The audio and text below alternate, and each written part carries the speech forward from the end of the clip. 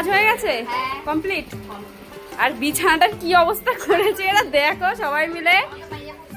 দা চা বসিয়েছি, চা নিয়ে আসি। আর খাবার দিয়ে এখন দিদিরা থাকবে না, চলে যাবে। এই যে দিদিদের জন্য কাঁচা মিঠে আম আর তরমুজ। ওই পর্দাটা জ্বালাচ্ছি। এই যে তোদের জন্য আম, কাঁচা মিঠে আম আর তরমুজ। কারণ ওরা এখন চলে যাবে, ভাত খাবে না, ওই কারণে এই আনলাম ঠান্ডার মধ্যে। কি খাবি? বিট লবণ দিয়ে লাগে কাঁচা মিঠে আমে? দাঁড় নিয়ে আসি, ধর খা, এটা খা, আমি চা নিয়ে আসছি। খা, সবাই খা।